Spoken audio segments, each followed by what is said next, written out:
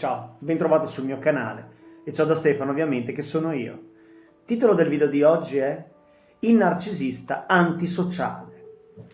Allora, prima di iniziare ti voglio dire che se hai qualche argomento da propormi in merito a relazioni tossiche puoi farlo. Qua sotto nei commenti scrivi che argomento dovrei trattare e lo prenderò sicuramente in considerazione. Chiusa parentesi, il narcisista antisociale. Voglio leggerti cosa dice l'enciclopedia in merito a questo argomento. Il disturbo antisociale di personalità è un disturbo di personalità caratterizzato da un modello a lungo termine di disprezzo e violazione dei diritti degli altri. Tieni buono il concetto. Un narcisista antisociale non vede i diritti degli altri e non solo non li vede, ma li disprezza. Quindi, se hai a che fare con una persona che ha delle caratteristiche tipiche del narcisista antisociale, che adesso ti andrò a spiegare, e stai attenta perché potrebbe anche farti fare delle cose contrarie alla legge, questo deve essere chiaro. Ancora, ha una difficoltà a sostenere relazioni a lungo termine di ogni genere. Infatti il narcisista patologico in genere ama avere più partner perché il suo modello ideale di vita è avere un harem di prede da controllare e gestire. È spesso evidente nel narcisista antisociale, è spesso evidente una coscienza debole o inesistente. Tieni buono il concetto, non ha coscienza, quindi se fa del male al prossimo se ne fotte perché tutto ciò che a lui interessa è un ritorno per se stesso.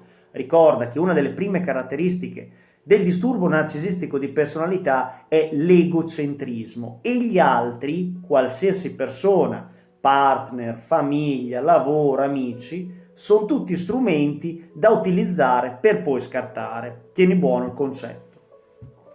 È spesso evidente una coscienza debole, così come una storia di violazione delle regole che a volte può portare a violazione della legge, come ti ho appena detto. In tendenza, questi narcisisti antisociali adorano abusare di sostanze, spesso stupefacenti, a volte alcoliche, e hanno dei comportamenti impulsivi e aggressivi, quindi cocktail di cose, quindi utilizzano spesso, ad esempio, sostanze illegali, hanno spesso scatti di violenza. Tutto questo comporta a identificare, a fare l'identikit del narcisista antisociale.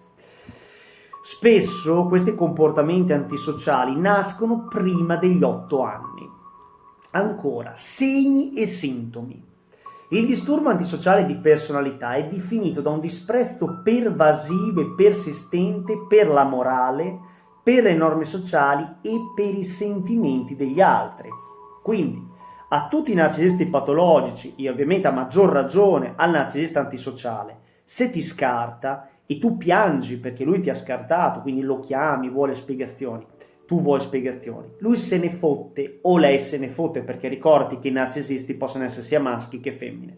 Se ne fotte perché? Perché non ha la coscienza e non capisce i sentimenti degli altri. Tutto quello che c'è stato prima dirai, ma com'è possibile? Ma se l'è dimenticato? No, è brutto da dirsi, ma recitava. Un narcisista patologico, per raggiungere il suo fine, che è quello di dominare la partner mentalmente, potrebbe fare e dire qualsiasi cosa. Infatti il love bombing, quando lui era carino, gentile e dolce, era una recita. Infatti io sono sicuro che il tuo istinto ti ha detto più volte: mamma mia, questa persona quanto è dolce, quanto è brava, mi sembra troppo. Chiaramente lo dice il tuo istinto e tu non lo ascolti perché non siamo abituati ad ascoltare il nostro istinto, ma lui, l'istinto, non sbaglia mai, ricordati. Allora, ancora, hanno un illimitato, non hanno scrupoli né sfruttare gli altri in modi dannosi per il proprio guadagno o piacere. Spesso manipoleranno, inganneranno altre persone, mentre alcuni lo fanno attraverso una facciata di fascino superficiale. Tieni buono il concetto. Manipolano gli altri attraverso un fascino superficiale, non ha mai nulla di profondo, rimangono sempre sulla crosta, magari si vestano bene, magari vogliono apparire bene, ma in fondo non hanno nulla da dire.